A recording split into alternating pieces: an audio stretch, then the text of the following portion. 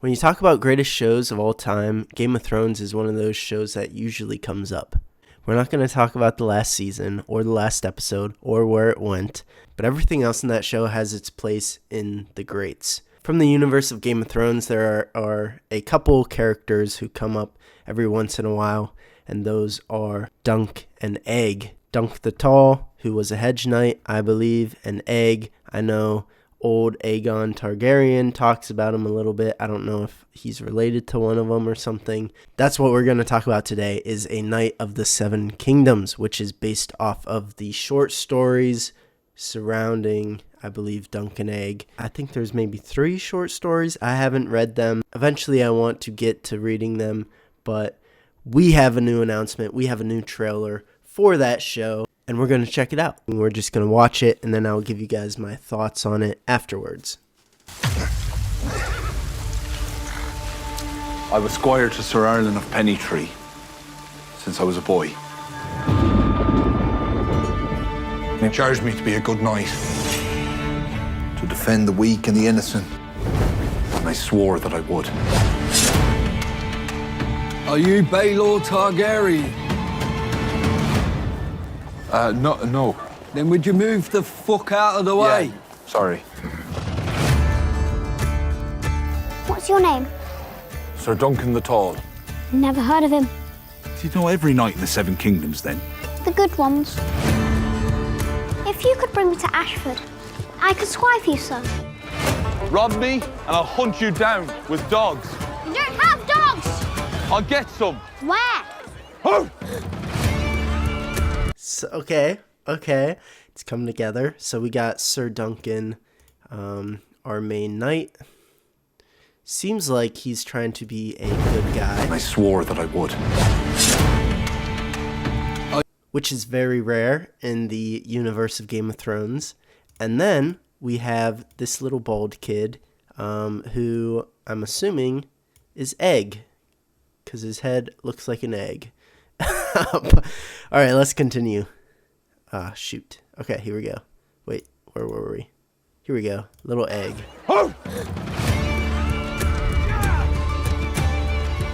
Boys, stop gaping. See to my horse. I'm not a stable boy, my lord. Not clever enough. I know I'm just a hedge knight, but sometimes I think there could be more.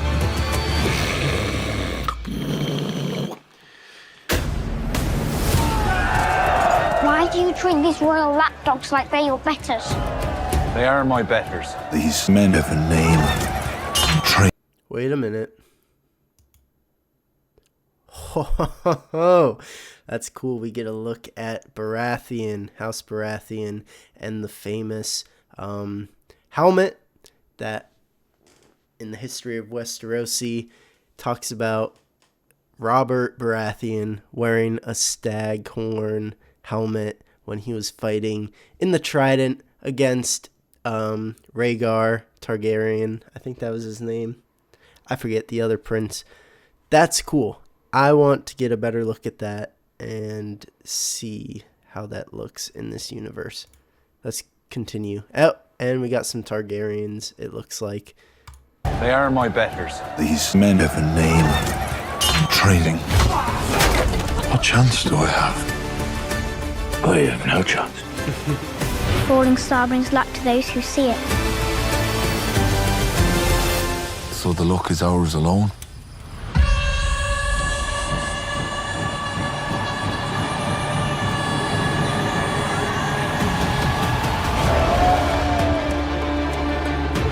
I need to fight honorably. But sometimes I think I buried my courage alongside the old man. Holy. And in every man there are... Is that the Targaryen? That is so cool. Honorably. Okay. But sometimes I think I buried my Oh my gosh, I think it might be. It's gotta be, right? courage alongside the old man. And in every man there are many men. So be brave. Be just.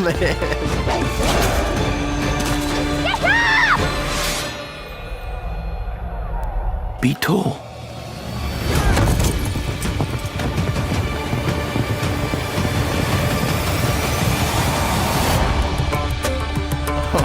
Dude. Wow. Now that is a trailer. Holy.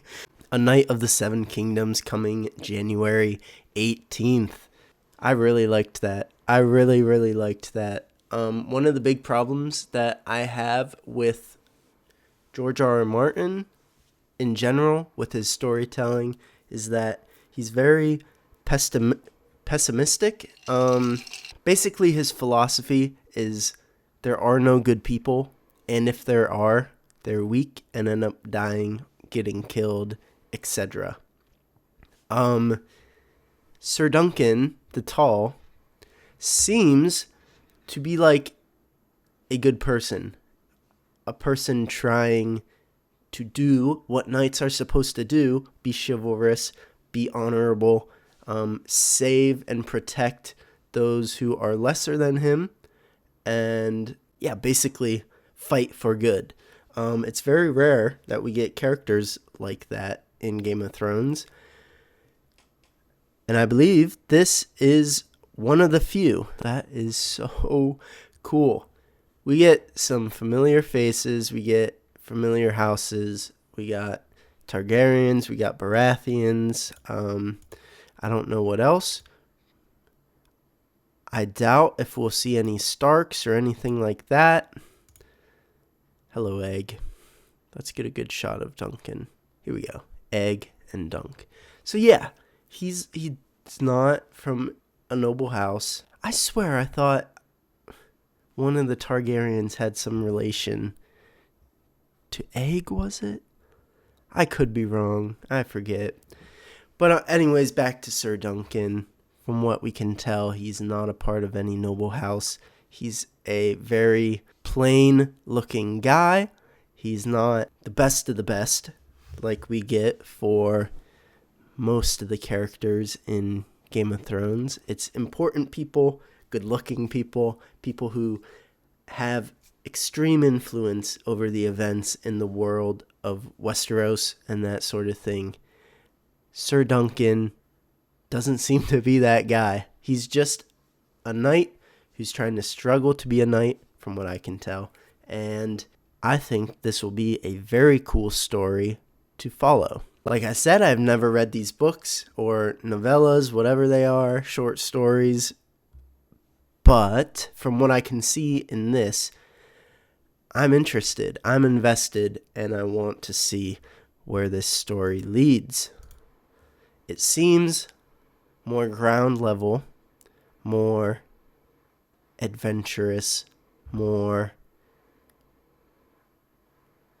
gritty, underdog, that sort of stuff. They look so funny together. That is awesome. Yeah, there's not much else to say other than that I'm interested and I'm excited. I'm excited. This trailer has brought excitement again for this world. This is the world that me personally, I have spent the most time in. If that makes sense. I've spent like over 300 hours watching the show. Yeah, watching the show. And then you got House of the Dragon on top of that. And then you've got the books, the amount of time that I've reading those books. It's just that the Game of Thrones universe, I hold it very highly in my personal, I don't know. I hold it very highly. I like the universe. I like the history. I like the characters, the families, the houses, yeah, again, the stories of it, the history of it. It's very fleshed out. Probably the most fleshed out universe to date that we have in terms of high fantasy. You could make the argument like Lord of the Rings or something like that. But Lord of the Rings is more narrow than Game of Thrones is. You got like an incredible amount of detail in history in this world. And I'm excited to jump back into Westeros and follow yet another story, yet another character, couple characters. We'll get new ones. And I'm excited. I think this could be great. I really hope that it will be great. If it's anything like House of the Dragon Season 1 or anything like most of Game of Thrones, then I'm sure it will be fantastic, and I cannot wait to watch it. That being said, what do you guys think about this? Are you excited for this show? Or do you think it's not needed? Do you think they should just, what are we doing here? Let me know your thoughts down in the comments. If you liked what you saw, please consider giving a like or subscribing. It means a ton to me, a lot more than you guys know. Anyways, that's about it. I won't take up any more of your time. Enjoy the rest of your day, and I will see you guys in the next video. All right.